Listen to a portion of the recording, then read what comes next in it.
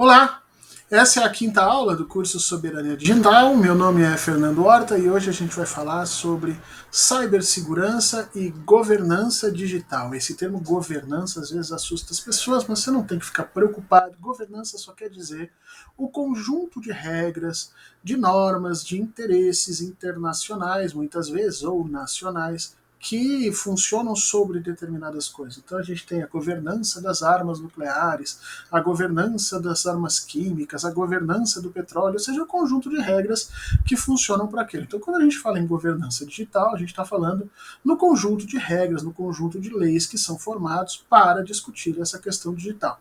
A gente foca hoje em cibersegurança, e na próxima aula a gente vê um pouco mais dessa governança, ok? Olha só que interessante. Vamos falar sobre cibersegurança. O termo é muito fácil, né? A segurança desse mundo digital, quando esse mundo digital surge e no momento em que ele se torna importante e valioso, e a gente viu nas últimas aulas exatamente isso, ele passa a ser objeto de cobiça, ele passa a ser objeto, inclusive, de ataques por grupos, pode ser civis de um país ou outro, pode ser por intermédio de uma guerra. Então, quando nós pensamos esse mundo digital, nós imediatamente abrimos uma porta para todo um outro espaço que precisa também ser pensado em termos de segurança e defesa. Então a gente vai olhar um pouquinho como funciona isso hoje, porque atingir a soberania digital significa também ter condição de defender seu espaço digital. Já antecipo para vocês que muitos países no mundo estão tendo dificuldades com isso, tá?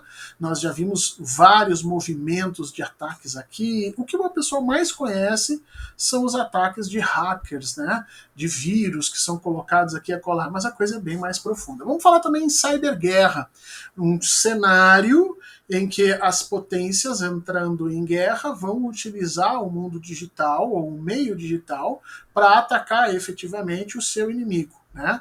Eu tinha que dizer para vocês que a cyberguerra, nenhuma cyberguerra ainda aconteceu no mundo, a verdade é essa. O que nós temos são algumas escaramuças, né? Um país usando uma coisinha aqui, uma coisinha lá, mas em guerra total nós não tivemos nada parecido, mas esse é um assunto que vários países já começam a pensar na medida em que seus espaços digitais passam não só a concentrar o interesse de uma quantidade muito grande dos seus cidadãos, como passam também a fazer parte da vida dessas pessoas e parte da economia desses países. Então, danificar esses espaços digitais, atacar ou inutilizar esses espaços digitais pode gerar uma quantidade de prejuízo gigantesca, pode gerar inclusive mortes, né?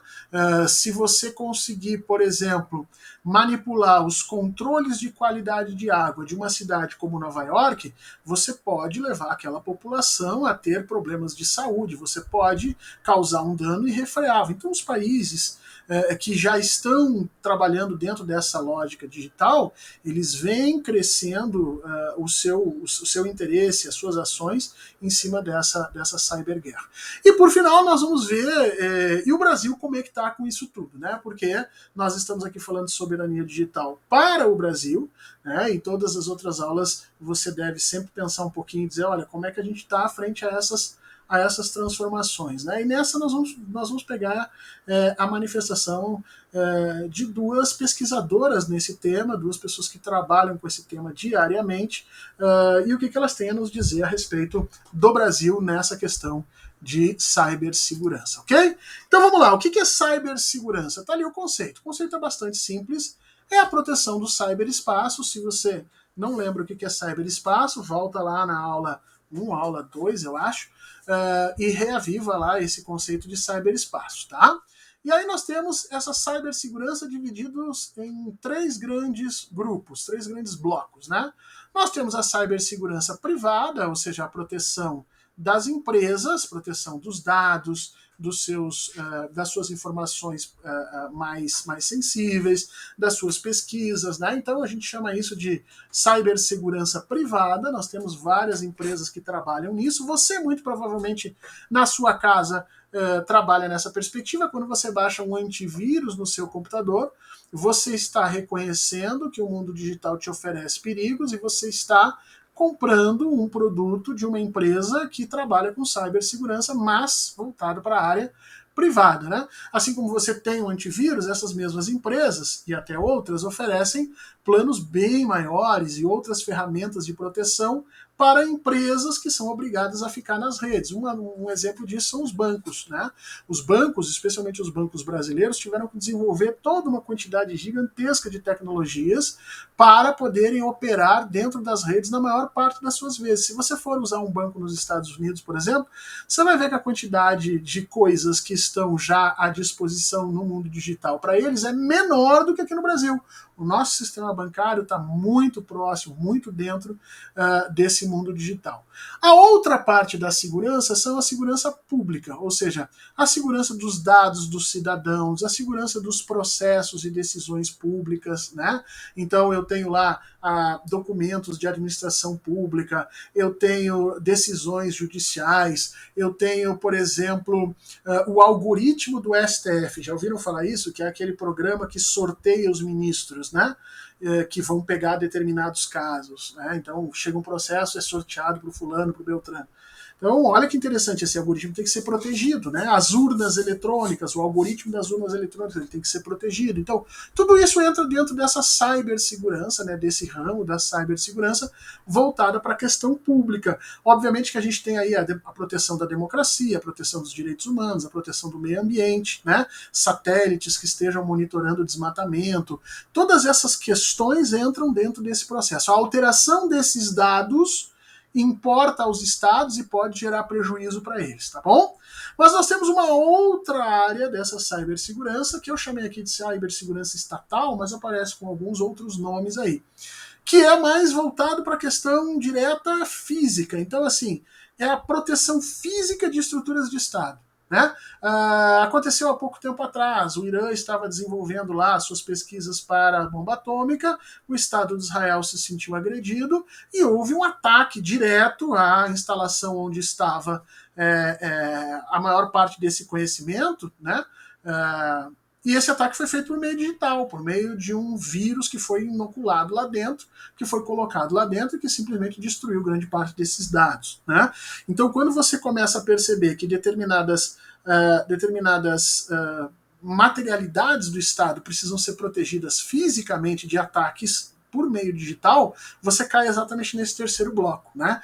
Então, controles de água, controles de sanitários, por exemplo, que podem ser digitalizados, você precisa proteger prédios públicos, né, museus, sei lá, shopping. Shopping já é mais privado, mas assim, áreas em que fisicamente os danos podem ser grandes de um ataque digital. Então, você passa necessariamente a ter um cuidado maior com a segurança nisso. Não é só a segurança dos dados, não é só a segurança das informações, mas é a segurança física dessas instalações também, porque podem ser atingidas através de ataques digitais. Né? Então você tem 3 níveis de cibersegurança, vamos dizer assim, antes de entrar naquilo que algumas pessoas dizem que é a continuidade desse pensamento ou dessas ideias, que é a cyberguerra. Mas eu acho que a cyberguerra merece um espaço só para ela. Né? Então, o que é a tal da cyberguerra? Né? Seria a utilização do meio digital para lutar efetivamente contra um outro país. Não é a utilização apenas para causar dano, mas em um momento de guerra, né? Onde você está atuando ali e o mundo digital como um espaço a ser ocupado, a ser tomado, tanto quanto o céu, né? Quando nós estamos hoje numa guerra, a primeira coisa que os países fazem é se assegurar de que vão tomar conta do espaço aéreo daquele país. Essa mesma percepção você pode usar aqui, né? Há que se tomar conta do espaço digital de um país, e isso faz parte desse processo da cyberguerra. Tá ali, ó, nós temos guerra de informação, primeira coisa, e essa muitas vezes passa despercebida, tá, gente? Manipulação, supressão de informações, de dados públicos ou privados, com o objetivo de alterar o estado normal do curso de uma sociedade. Então, eu consigo, apagando dados, criando dados, modificando coisas, modificando o humor dos cidadãos, as informações que os cidadãos recebem, mudando isso, eu consigo prejudicar efetivamente um país, especialmente se eu estiver em guerra. Então, essa cyberguerra engloba a guerra de informação, tá? tá? E ela pode se dar de diversas formas, pode se dar por redes sociais. Nós vimos isso acontecendo, por exemplo, no conflito da Rússia e da Ucrânia, né? Nós tivemos um ataque muito grande à Rússia, por intermédio de vários países europeus, fazendo esse processo de informação e desinformação. Né? Nós temos, além disso, essa guerra digital. O que é essa guerra digital? Um ataque direto ao cyberespaço de determinadas sociedades ou estados, tentando atingir serviços essenciais, dados, tecnologias militares ou civis, ou mesmo impedir o uso de determinados recursos ou instalações pelas pessoas. Né? Então você faz o que se chama de shutdown, você fecha efetivamente a possibilidade de um país utilizar o seu cyberespaço para manter as suas coisas funcionando. E como hoje, cada vez mais, está tudo interligado, está tudo nesses processos de rede, é preciso pensar nisso em termos militares. Né? A parte dessas coisas, existe um outro termo que é chamado cyberterrorismo. Tá? Por que ele está aqui no meio? Porque ultimamente a gente tem percebido que muitos estados se utilizam disso dentro das suas táticas de guerra. Mas originalmente essas coisas são um pouco diferentes, são um pouco separadas. Tá? O cyberterrorismo significa o ataque, manipulação ou dano de dados, processos ou infraestruturas. Até aqui você vai dizer muito igual com o que está em cima, mas no caso do cyberterrorismo, né, o objetivo é gerar medo, pânico com fins políticos claros ou não. Na guerra digital, o objetivo é obliterar o inimigo, acabar com ele, passar por cima. No cyberterrorismo, você não quer fazer isso. Você não quer destruir uma população, você quer causar medo, você quer causar pânico, você quer transformar a relação entre a sociedade e o Estado, entre a sociedade e o seu exército dentro daquele país. Né? Então, o cyberterrorismo também é outra coisa que hoje preocupa demais alguns estados, faz parte desse grande campo de cibersegurança que nós temos que pensar, e aí vem a questão importante que a gente tem que, nesse momento, tocar, que é assim, e o Brasil nisso tudo? Como é que nós estamos nisso, Fernando? Porque a gente está avaliando a soberania digital, ou seja, como nós estamos operando dentro dessa situação. E aí eu trouxe para vocês aqui dois depoimentos de duas pesquisadoras a respeito do tema, e os dois depoimentos vão apontar para uma insuficiência do Brasil nesse campo de cibersegurança, mas eles vão te dar dois motivos diferentes, tá? Que eu acho que os dois estão certos, inclusive. Né?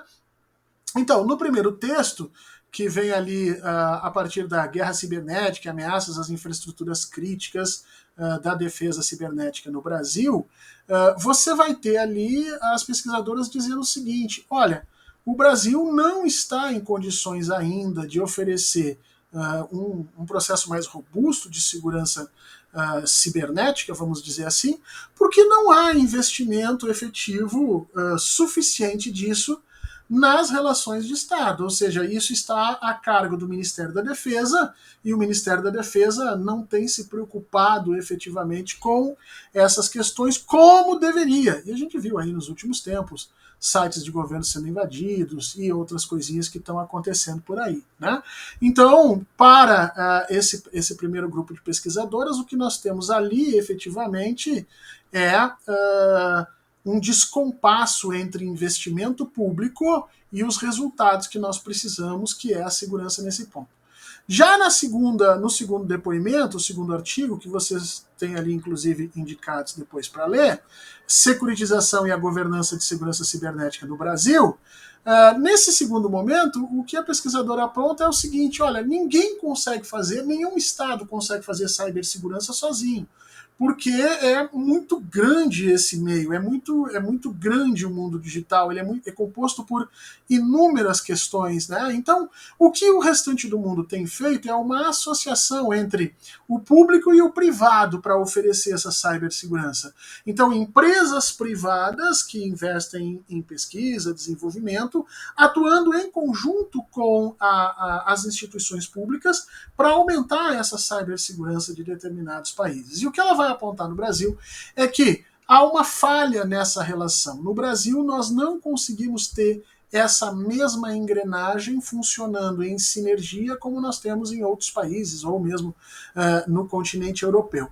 Isso faz com que nós não só não tenhamos ainda condições de oferecer uma cibersegurança importante, forte para o nosso país, como efetivamente temos problemas no desenvolvimento dessa área privada, né, da cibersegurança na questão privada, certo?